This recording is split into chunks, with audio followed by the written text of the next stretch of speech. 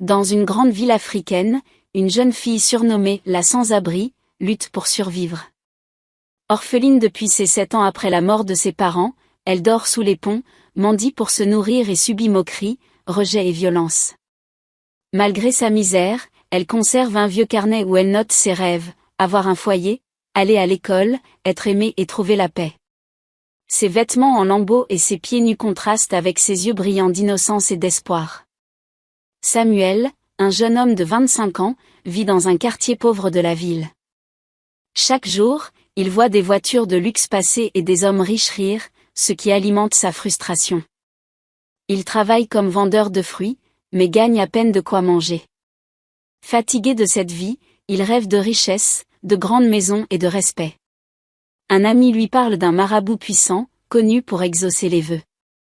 Samuel, curieux, décide d'aller le voir. Dans une petite maison sombre, le marabout, un vieil homme aux yeux perçants, l'accueille. Il écoute Samuel parler de ses désirs. Puis, il lui fait une proposition étrange. Pour devenir riche, Samuel doit trouver une fille que personne ne veut, une fille rejetée par tous, et l'épouser. Ensuite, il devra la livrer pour un rituel spécial. Le marabout explique que les esprits veulent une âme pure, une personne que la vie a brisée. En échange, Samuel obtiendra tout ce qu'il désire, argent, pouvoir, gloire. Samuel hésite un instant.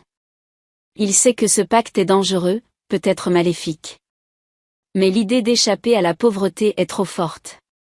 Il imagine une vie sans souci, où il pourrait enfin être respecté. Il demande au marabout de comment trouver cette fille. Le vieil homme sourit et répond, « Cherche dans les rues, là où personne ne regarde. » Samuel accepte le marché, le cœur battant. Il sort de la maison, déterminé à trouver sa proie. Chaque jour, il parcourt la ville, observant les mendiants, les sans-abri, les oubliés. Il sait qu'il doit choisir quelqu'un que personne ne réclamera. Cette quête le rend nerveux, mais il se répète que c'est le prix de la richesse. Il pense à sa mère, qui lutte pour payer leur loyer, et à ses frères, qui n'ont pas d'avenir. Cette pensée le pousse à continuer. Il commence à se sentir comme un chasseur, guettant une proie faible. Parfois, il doute. Et si le marabout ment? Et si ce rituel est un piège? Mais il repousse ses idées. Il veut croire que sa vie va changer. Dans sa tête, il voit déjà une grande maison, des vêtements neufs, des gens qui l'admirent. Il se promet de ne pas échouer. Après des jours de recherche, il passe devant une boulangerie et aperçoit une silhouette frêle. C'est une jeune fille, maigre, sale, assise par terre. Elle tient un morceau de douleur sec. Samuel s'arrête. Il l'observe. Ses vêtements sont déchirés, ses pieds nus. Mais ses yeux brillent, pleins d'une étrange lumière. Il a envoyé que c'est elle. Cette fille n'a rien, personne. Elle est parfaite pour le plan du marabout. Samuel s'approche, un sourire forcé sur le visage. Il lui parle doucement, lui offre un bout de pain frais. La fille le regarde, surprise. Personne ne lui parle jamais ainsi. Samuel sait qu'il doit gagner sa confiance. Il revient le lendemain, puis le surlendemain. À chaque fois, il apporte quelque chose, de l'eau, un fruit, un mot gentil. Il joue le rôle du sauveur. Dans son cœur, il sait qu'il la manipule, mais il se dit que c'est pour une bonne cause. Sa future richesse en dépend point et elle commence à planifier la prochaine étape, comment la convaincre de l'épouser. Cette pensée le remplit d'une énergie froide. Il est prêt à tout. Devant la boulangerie, la sans-abri est assise sur le trottoir. Elle a faim, comme toujours. Les passants l'ignorent ou la chassent. Ce jour-là, un jeune homme s'approche. Il s'appelle Samuel. Il lui sourit et lui tend un pain chaud. Elle hésite, méfiante. Personne n'est gentil avec elle sans raison. Mais son ventre gronde, alors elle accepte. Samuel s'assoit à côté d'elle et parle. Il lui demande comment elle va, où elle dort. Sa voix douce, différente des crises qu'elle entend d'habitude. Elle répond timidement, surprise par tant d'attention. Samuel revient le lendemain, avec de l'eau fraîche et une banane. Il lui raconte des histoires sur la ville, des blagues simples. Elle sourit pour la première fois depuis longtemps. Chaque jour, il est là, fidèle. Il apporte des petites choses, un vieux pull, une pomme, un biscuit. La sans-abri commence à attendre ses visites. Elle ne sait pas pourquoi il est si gentil, mais elle veut y croire. Elle lui parle de son carnet, où elle écrit ses rêves. Samuel l'écoute, hochant la tête, comme s'il comprend. Il lui dit qu'elle mérite mieux, qu'elle est spéciale. Ces mots la touchent profondément. Personne ne lui a jamais dit ça. Elle a envoyé une chaleur dans son cœur, un espoir qu'elle croyait perdu. Samuel devient son refuge dans cette vie dure. Elle ne connaît pas son passé, ni ses intentions. Elle voit seulement un homme qui semble se soucier d'elle. Un jour, il s'assoit plus près et lui prend la main. Elle tremble, mais ne la retire pas. Il lui parle d'un avenir possible, d'une vie où elle ne serait plus seule. Elle écoute, émerveillée. Elle imagine un monde sans fin, sans peur. Samuel sait qu'il gagne sa confiance. Il choisit ses mots avec soin, jouant le rôle de l'ami parfait. Il remarque ses yeux brillants, son sourire fragile. Cela le trouble parfois, mais il repousse ses sentiments. Il se rappelle le pacte avec le marabout, la richesse promise. Il ne peut pas reculer. Il continue son jeu, jour après jour. Il lui apporte une robe simple, disant qu'elle la rend belle. Elle rougit, gênée mais heureusement. Elle commence à lui parler de ses peurs, de ses souvenirs d'enfance. Samuel écoute, mais son esprit calculé. Il sait qu'il doit bientôt passer à l'étape suivante. Il commence à parler d'amour, doucement. Il dit qu'il veut la protéger, toujours. La sans-abri, qui n'a jamais connu l'amour, a envoyé son cœur s'ouvrir. Elle croit en lui, en cette gentillesse qui semble sincère. Elle ignore qu'il convient à un plan. Samuel a envoyé qu'elle est prête. Il lui parle d'un avenir ensemble, d'une maison, d'une famille. Elle l'écoute, les larmes aux yeux. Pour elle, c'est un miracle. Elle, la fille que tout le monde rejette, pourrait être aimée. Samuel voit son émotion et sait qu'il a réussi. Il se sent puissant, mais une petite voix dans sa tête le dérange. Il l'ignore. Il pense à l'argent, à la gloire. Il se prépare à lui proposer le mariage, sur qu'elle dira oui. Chaque mot qu'il prononce est calculé, chaque geste est une étape vers son but. La sans-abri, elle, ne voit que de l'espoir. Elle croit que sa vie va enfin changer. Elle serre son carnet contre elle, rêvant d'un avenir lumineux. Samuel continue de voir la sans-abri tous les jours. Il apporte des cadeaux simples, un châle, des sandales usées, une orange. À chaque fois, il lui parle avec douceur. Il lui dit qu'elle est importante, qu'il pense à elle tout le temps. La jeune fille, affamée d'affection, boit ses paroles. Elle n'a jamais connu quelqu'un d'aussi gentil. Elle commence à rêver de lui la nuit, à imaginer une vie où elle serait heureuse. Samuel le sait et en profite. Il voit qu'elle lui fait confiance, qu'elle croit en lui. Il passe plus de temps avec elle, s'asseyant près d'elle sur le trottoir. Il lui raconte des histoires sur son enfance, des mensonges pour la mettre à l'aise.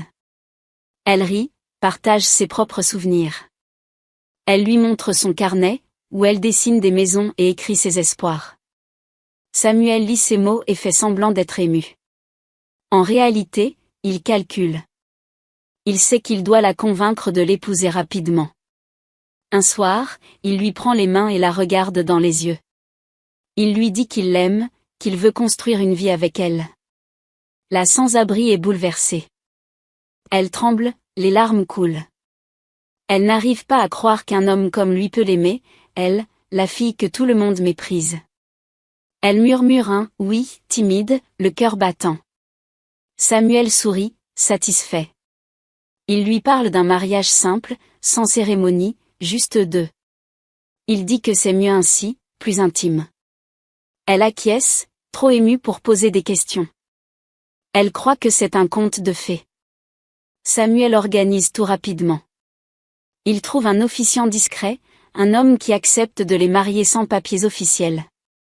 La sans-abri n'a rien à offrir, pas même un nom de famille. Samuel dit que ça n'a pas d'importance, qu'il s'occupe de tout. Le jour du mariage, elle porte la robe qu'il lui a donnée. Elle se sentit belle pour la première fois. La cérémonie est brève, dans une petite pièce sombre. L'officiant lit quelques mots, et Samuel passe un anneau en fer au doigt de la jeune fille. Elle pleure de joie, croyant que sa vie change enfin. Samuel, lui, pense au rituel du marabout. Il sait que le mariage n'est qu'une étape. Il doit maintenant l'emmener dans la forêt. Il cache son impatience, jouant le rôle du mari aimant. Après le mariage, il lui dit qu'ils doivent faire un voyage spécial, une sorte de bénédiction pour leur avenir. Elle hoche la tête, confiante. Elle croit en lui, en cet amour qu'elle pense réel. Samuel a envoyé une pointe de culpabilité, mais il la repousse. Il se répète que c'est pour son bien, pour sa richesse. Il imagine l'argent, la gloire, une vie sans pauvreté. Il regarde la jeune fille, si fragile, si heureuse. Il se dit qu'elle ne manque à personne, que son sacrifice est nécessaire. Chaque sourire qu'elle lui offre le trouble un peu plus, mais il tient bon. Il planifie le voyage dans la forêt, créant un jour où personne ne les verra partir. Il lui parle avec tendresse, la rassure. Elle, ignorante du danger, serre sa main, pleine d'espoir. Elle croit que cet homme est son sauveur, que sa vie va enfin être belle. Samuel, lui, sait qu'il l'a conduit vers un piège. Son cœur bat fort, partagé entre ambition et remords. 3 jours après leur mariage, Samuel emmène la sans-abri dans leur nouvelle vie, du moins c'est ce qu'elle croit. Il lui parle d'un rituel spécial, une cérémonie pour bénir leur union. Elle est excitée, même si elle ne comprend pas tout. Elle lui fait confiance, comme toujours. Samuel, lui, est nerveux. Il sait que le moment approche, celui où il devra la livrer au marabout. Il la regarde, si heureusement dans sa robe utilisée, et envoie un pincement au cœur. Mais il pense à la richesse promise et chasse ses doutes. Il lui dit de se préparer pour un voyage. Il quitte la ville à l'aube, dans un vieux taxi. La jeune fille regarde par la fenêtre, émerveillée par les arbres qui défilent. Elle n'est jamais sortie de la ville. Samuel reste silencieux, concentré. Le taxi les dépose au bord d'une forêt dense. La sans-abri convient à Samuel, locataire principal. Elle trouve l'endroit étrange, mais elle ne pose pas de questions. Ils marchent longtemps, jusqu'à une clairière sombre. Là, elle voit un autel en pierre, entouré de bougies. Le marabout est là, vêtu d'une robe noire, un sourire froid sur le visage. La jeune fille frissonne. Elle demande à Samuel ce qui se passe. Il ne répond pas, il faut son respect. Le marabout s'approche et commence à chanter des mots qu'elle ne comprend pas. Elle a envoyé une peur grandir en elle. Elle tire sur la main de Samuel, mais il la lâche. Le marabout lui ordonne de s'agenouiller devant l'autel. Elle refuse, tremblante. Samuel, toujours silencieux, baisse les yeux. Elle comprend soudain, il l'a trahi. Son cœur se brise. Elle crie, fournit à Samuel de l'aider, mais il ne bouge pas. Le marabout attrape son bras et la force à s'asseoir. Il sort un couteau et commence à tracer des symboles dans l'air. La jeune fille hurle, terrifiée. Elle envoya une douleur aiguë, comme si son corps brûlait. Ses forces l'abandonnent, et elle s'évanouit, tombant sur le sol froid. Dans son esprit, tout est noir. Elle croit que c'est la fin. Samuel regarde la scène, figé. Il veut parler, mais sa gorge est sèche. Le marabout continue son rituel, ignorant les cris de la fille. Samuel pense à l'argent, à la gloire, mais il voit aussi le visage de la jeune fille, si confiante, si innocente. Il se sent mal, mais il reste là, incapable de bouger. Le marabout lui a promis que tout serait rapide. La jeune fille, inconsciente, semble morte. Le marabout lève son couteau, prêt à continuer. Samuel ferme les yeux, incapable de regarder. Il entend les chants du marabout, de plus en plus forts. Il se dit que c'est presque fini, que bientôt il sera riche. Mais au fond de lui, il sait qu'il a fait quelque chose d'horrible. La jeune fille, dans son inconscience, est ailleurs. Elle voit une lumière, entend une voix. C'est sa mère, qu'elle n'a pas vue depuis des années. La voix est douce, pleine d'amour. Elle lui dit de se battre, de ne pas abandonner. Ces mots résonnent en elle, comme un feu qui la réveille. Soudain, ses yeux s'ouvrent. Le marabout est penché sur elle, le couteau en l'air. Samuel est là, immobile. Elle ne réfléchit pas. Elle pousse un cri et s'enfuit, courant malgré la douleur. Elle disparaît dans la forêt, laissant Samuel et le marabout derrière elle. Dans l'obscurité de son inconscience, la sans-abri est prisonnière d'un vide effrayant. Son corps est faible, son cœur bat à peine. Elle envoya encore la douleur du rituel, comme un feu dans ses veines. Mais soudain, une lumière douce apparaît. Une silhouette familiale s'avance, c'est sa mère, morte depuis des années. Son visage est calme, plein d'amour. Elle s'approche et murmure, « Ma fille, tu es précieuse. Lève-toi et fuis. » Ces mots frappent comme un éclair. La jeune fille a envoyé une force nouvelle en elle. Ses paupières tremblent, puis s'ouvrent. Elle est de retour dans la clairière. Le marabout est là, son couteau levé, prêt à frapper. Samuel se tient à côté, les yeux baissés. La peur la paralysie, mais la voix de sa mère résonne encore. Elle doit agir. Sans réfléchir, elle pousse un cri et repousse le marabout. Il trébuche, surprise. Elle se lève, chancelante et court. Ses jambes sont lourdes, son corps hurle de douleur, mais elle ne s'arrête pas. Les branches griffent son visage, ses pieds nus saignent sur les pierres. Derrière elle, elle entend des cris. Le marabout ordonne à Samuel de la rattraper. Mais elle court, guidée par une force qu'elle ne comprend pas. La forêt est épaisse, sombre, mais elle avance, trébuchant, tombant, se pertinente. Elle pense à sa mère, à ses mots. Elle refuse de mourir ici. Chaque pas est un combat. Elle ne sait pas où elle va, seulement qu'elle doit s'éloigner. Les voix derrière elle s'estompent, mais elle continue. Son souffle est court, sa vue se trouble. Elle est épuisée, blessée, mais l'espoir la porte. Elle imagine un endroit sûr, un refuge. Les arbres s'écartent soudain, et elle aperçoit une petite église au loin. Ses murs blancs brillent sous la lune. C'est comme un signe. Elle puise dans ses dernières forces pour l'atteindre.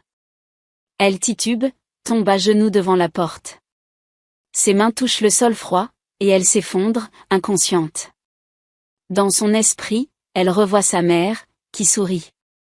Elle se envoie en sécurité, même si elle ne sait pas si elle vivra.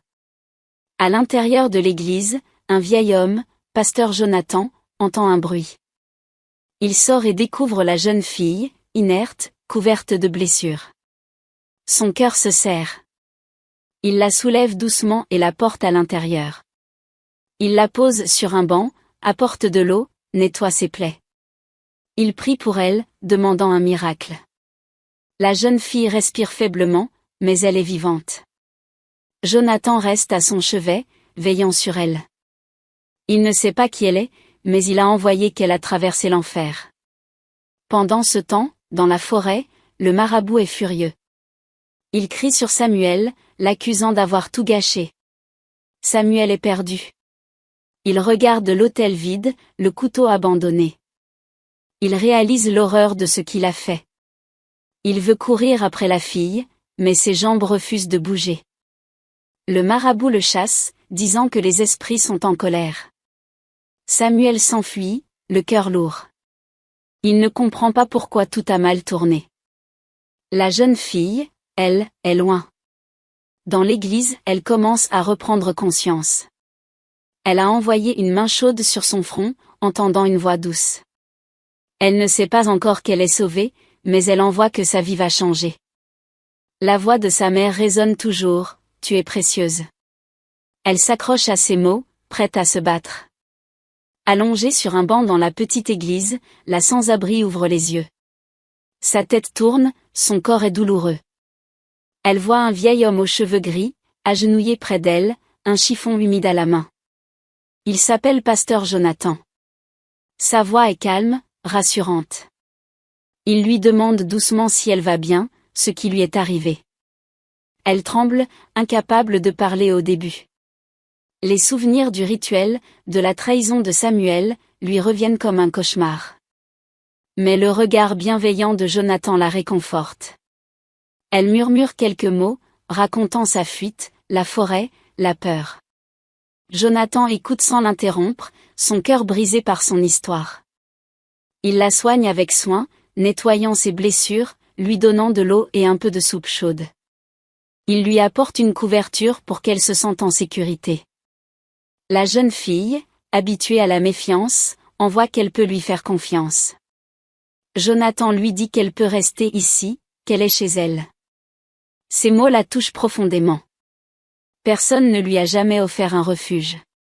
Elle pleure, mélange de fatigue et de gratitude.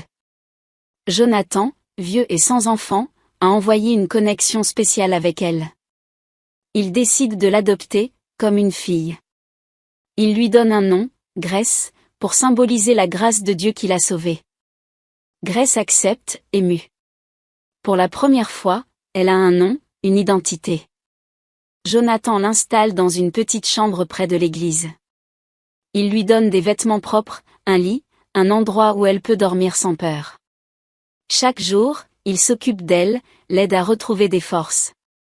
Il lui parle de sa foi, de l'espoir, de la bonté. Grace écoute, fascinée. Elle n'a jamais connu quelqu'un d'aussi généreux. Elle commence à lui poser des questions sur la vie, sur Dieu, sur l'avenir. Jonathan répond avec patience, lui disant que chaque personne a une valeur, même celle que le monde rejette. La grâce commence à y croire. Elle raconte peu à peu son passé, la mort de ses parents, la rue, la solitude. Jonathan l'encourage à écrire ses pensées, comme elle le faisait dans son carnet.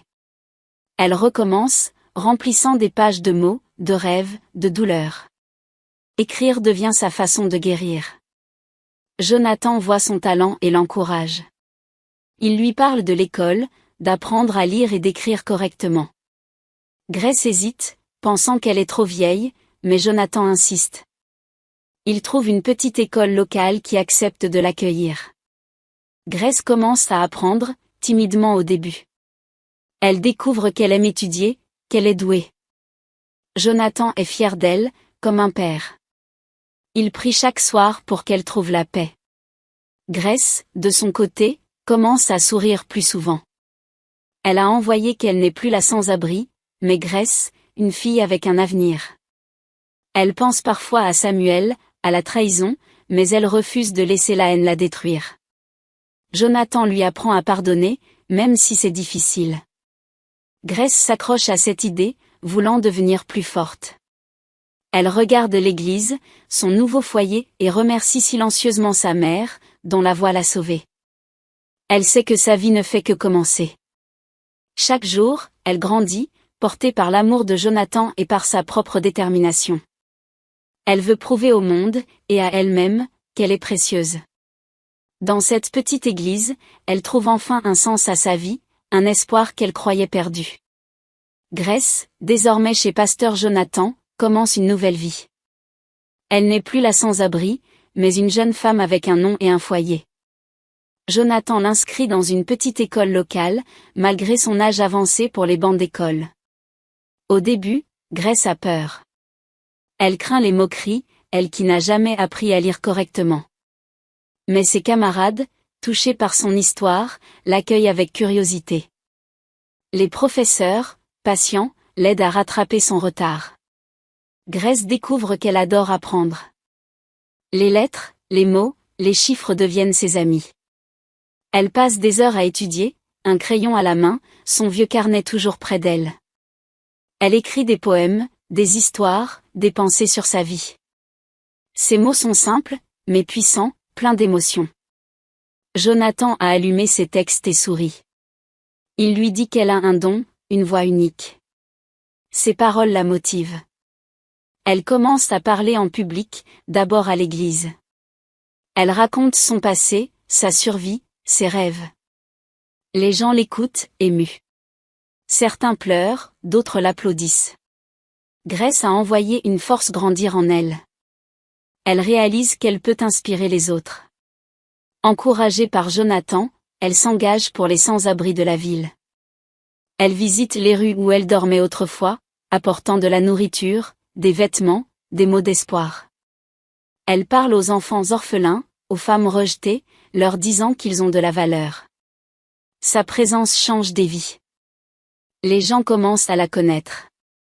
On l'appelle la fille de l'Église, celle qui transforme la douleur en lumière. Grace découvre aussi sa voix pour défendre les oubliés. Elle participe à des réunions locales, où elle parle des injustices. Ses discours, bien que simples, touchent les cœurs. Elle n'a pas peur de dire la vérité, de parler de la misère, de la solitude. Les journaux locaux écrivent sur elle. Une association lui propose de raconter son histoire dans un livre. Grace hésite, mais Jonathan l'encourage. Elle commence à écrire, page après page, son parcours. Ce projet devient une mission. Elle veut que le monde sache que les sans-abri ne soient pas invisibles. À l'école, elle excelle. Elle obtient son certificat, puis continue ses études. Elle rêve de devenir enseignante ou écrivaine, pour aider les autres à trouver leur voie. Chaque soir, elle prie avec Jonathan, remerciant pour cette nouvelle vie. Mais parfois, la nuit, elle repense à Samuel, à la forêt, à la trahison. Ses souvenirs la hantent. Elle en parle à Jonathan, qui lui apprend à transformer la douleur en force. Il lui dit que Dieu peut utiliser ses blessures pour guérir les autres. Grace s'accroche à cette idée. Elle refuse de laisser le passé la détruire. Elle canalise sa colère dans ses écrits, ses discours, son action. Les années passent, et Grace devient une figure respectée. Elle organise des collectes pour les pauvres, parle dans des écoles, inspire des jeunes. Elle n'oublie jamais d'où elle vient. Elle garde son vieux carnet, symbole de ses rêves d'enfant. Chaque mot qu'elle écrit, chaque parole qu'elle prononce, est un pas vers la guérison. Elle a envoyé que sa mère, là-haut, est fière d'elle. Grace n'est plus une victime, mais une lumière pour ceux qui souffrent. Elle sait que sa mission est grande, et elle est prête à la porter. Dans son cœur, elle porte l'amour de Jonathan, la voix de sa mère, et la force de son propre courage. Elle est Grace, et elle change le monde, un mot à la fois. Pendant que Grace reconstruit sa vie, Samuel sombre dans l'obscurité. Après la fuite de la sans-abri, le marabout l'a chassé, furieux. Il lui a crié que les esprits étaient en colère, que le rituel raté lui coûterait tout. Samuel est rentré en ville, le cœur lourd. Il attendait la richesse promise, mais rien n'est venu. Au contraire, sa vie s'effondre. Une nuit, sa maison prend feu. Il perd tout, ses vêtements, ses meubles, ses économies. Il n'a plus rien, pas même un toit. Il doit dormir chez un cousin, qui le tolère à peine.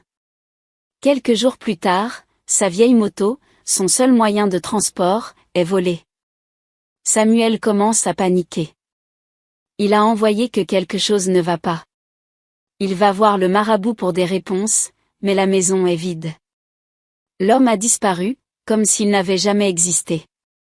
Samuel est seul, sans guide, sans espoir.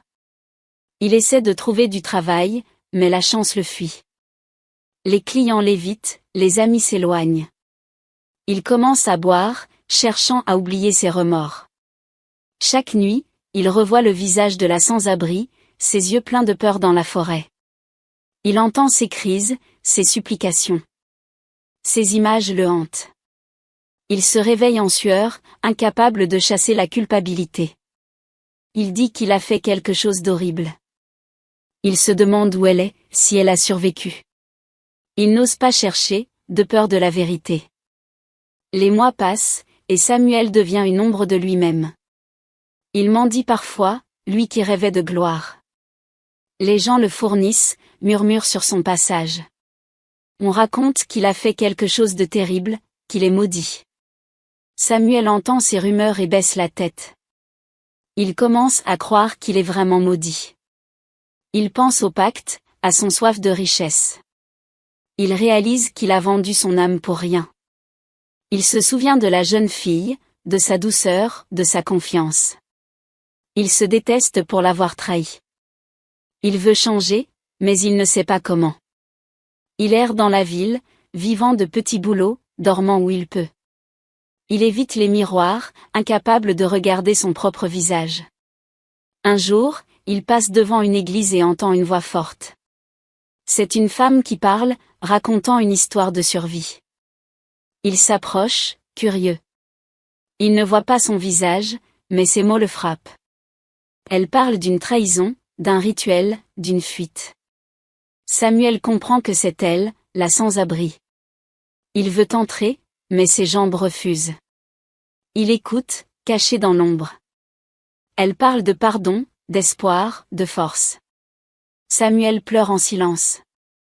Il voit à quel point elle est devenue grande, alors que lui n'est rien. Il s'enfuit, incapable d'affronter la vérité. Les années passent, et Samuel vit dans la solitude. Il n'a plus de rêve, plus d'ambition. Il survit, mais à peine. Il pense souvent à elle, à ce qu'il a fait. Il veut demander pardon, mais il sait qu'il ne le mérite pas. Il prie parfois, espérant une rédemption, mais il doute que Dieu l'écoute. Sa vie est un rappel constant de son erreur. Il sait que la richesse qu'il cherchait n'était qu'un mensonge. Et la vraie richesse, c'était elle, cette fille qu'il a rejetée. Samuel, brisé, continue d'errer, portant le poids de sa faute, seul avec ses regrets, dans une ville qu'il a oubliée. Grace, désormais une femme forte, est invitée à une grande conférence nationale. La salle est pleine, des caméras filment pour la télévision. Elle monte sur scène, un sourire calme sur le visage. Elle tient son vieux carnet, symbole de ses rêves d'enfant. Elle commence à parler, sa voix claire et assurée. Elle raconte son histoire, la rue, la faim, la solitude. Elle parle de Samuel, sans dire son nom, décrivant l'homme qu'il a épousé puis trahi. Elle raconte le rituel dans la forêt, sa fuite, sa rencontre avec Pasteur Jonathan. La foule est silencieuse, captivée. Certains pleurent, d'autres hochent la tête. Grace parle avec sincérité, sans colère. Elle explique comment elle a transformé sa douleur en force, comment elle aide maintenant les sans-abri, les orphelins, les femmes brisées. Elle dit que chaque personne a une valeur, même celle que le monde ignore. Ses mots touchent les cœurs. À la fin, elle lève son carnet et dit « Ces rêves m'ont sauvé. Ne laissez jamais personne vous dire que vous ne valez rien. » La salle applaudit, debout. Dans le public, des gens fournissent Samuel à travers son récit. Les rumeurs se répandent. On murmure qu'un homme maudit vit seul, rongé par la honte. Samuel, lui, regarde la conférence à la télévision, dans un petit bar. Il tremble en entendant Grace. Il voit son visage, sa force, et se envoie encore plus petit. Il veut éteindre l'écran, mais il ne peut pas. Il écoute chaque mot, chaque vérité. Quand un journaliste demande à Grace si elle veut que l'homme qui l'a trahi soit puni, elle réfléchit. La foule attend, curieuse. Grace répond avec une sagesse qui surprend tous, « Je ne veux pas sa destruction. Je veux qu'il sache que ce qu'il cherchait à sacrifier était un trésor que Dieu lui avait confié. Ce qu'on rejette aujourd'hui peut devenir la lumière de demain. » Ces mots frappent Samuel comme un coup. Il sort du bar, les larmes aux yeux. Il marche dans la nuit, repensant à tout. Il sait qu'elle parle de lui, qu'elle l'a pardonné. Il ne comprend pas comment elle peut être si grande, après tout ce qu'il a fait. Grace, elle, continue son chemin. Son discours inspire des milliers de personnes. Des associations la contactent, des écoles l'invitent. Elle publie son livre, qui devient un symbole d'espoir. Elle voyage, parle, aide. Mais elle reste humble, fidèle à l'église de Jonathan. Elle sait d'où elle vient, et elle n'oublie jamais. Elle prie pour Samuel, espérant qu'il trouve la paix. Elle croit que le pardon est plus fort que la vengeance. Son message se répand: ne méprisez pas les pauvres, ne cherchez pas la richesse dans la souffrance d'autrui. Grace devient une lumière pour son pays, une voix pour les oubliés. Elle signe que le rejet peut mener à l'élévation, que Dieu peut transformer les blessures en miracles. Chaque jour, elle écrit, parle, agite. Elle regarde son carnet et sourit. Elle pense à sa mère, à Jonathan, à sa propre force. Elle sait que sa vie est un témoignage. Samuel, lui, reste dans l'ombre, mais les mots de Grace le hantent. Il commence à prier, à chercher un sens. Peut-être, un jour, il trouvera le courage de changer. Mais pour l'instant, Grace brille, prouvant au monde que l'amour, l'espoir et le pardon peuvent tout surmonter. Elle est la lumière qu'elle a toujours rêvé d'être, un trésor que personne ne pourra jamais s'éteindre. Abonnez-vous pour ne pas rater nos histoires.